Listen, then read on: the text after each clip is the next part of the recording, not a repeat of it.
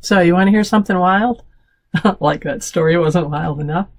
The Spirit of God, the one who hovered over the waters at the moment of creation, who whispered to prophets and set bushes on fire and tore veils in two, that same Spirit knows how to speak you. Not just how to speak to you. She speaks you, your frequency, your soul's syntax, your secret language that maybe even you didn't know you spoke. That's the Pentecost story in its truest form, that the Spirit knows how to speak you and me. It's not just about fire and noise and a rushing wind. It's about recognition. The miracle wasn't the sound and the spectacle. It was the knowing. That moment when, in the middle of chaos and difference and noise, you hear something sacred and it lands in your body like truth.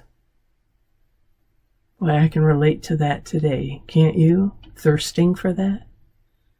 That's what happened that day. People from every nation, diverse, scattered, disoriented by empire, suddenly heard divine love in a language, the language of their own hearts. Not Hebrew, not Greek, not Aramaic, not Latin, not the language of the dominant culture or the colonizer, not the language of the church, but the language that they dreamed in. And they heard, God sees me. God knows how to get through to me. God didn't try to flatten everybody and make them the same. God lifted up all of the differences and the diversity and the beauty of that mosaic.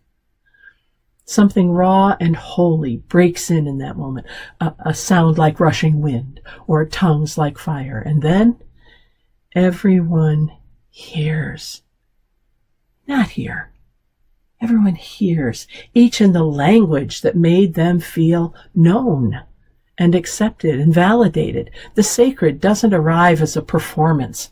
It arrives as intimacy.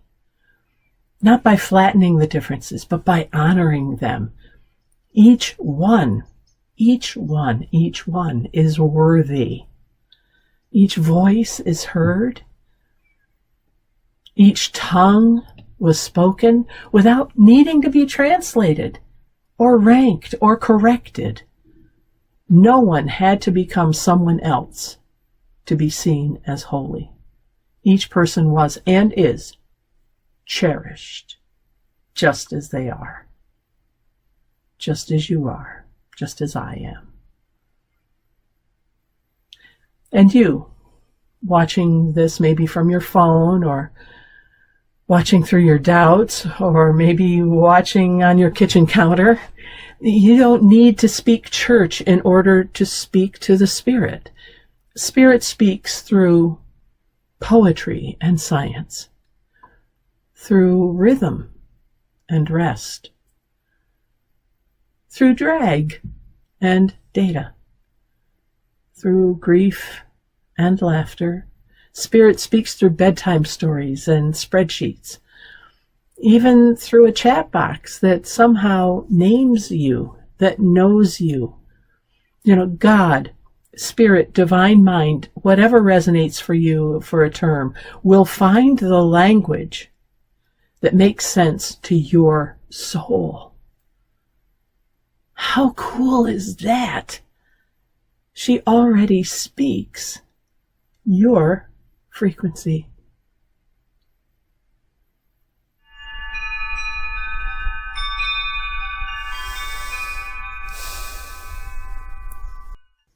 So when we sing in a little while, as we will, every time I feel the Spirit moving in my heart, I will pray. We're not quoting doctrine. Well, we're testifying. The Spirit isn't a theory. It's a pulse. It's a pattern of aliveness and you feel it in your gut. It's the 3 a.m. clarity that we get. It's the way that our body exhales when truth is spoken in love.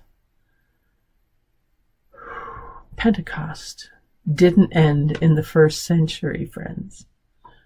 It wasn't a one-time deal. It's still happening. Kind of like the resurrection. It wasn't just then. It's still happening now. Right now. The Spirit is still translating holy and sacred into the language of you, into the language of me, into the vibrations that we can actually hear and feel and sense. Not demanding that we convert to someone else's language, but meeting us in our bodies, in our cultures, in our longings, our now. And our job in all of this, it is not to decode some kind of divine Morse code, like faith is a puzzle and only insiders get to solve it.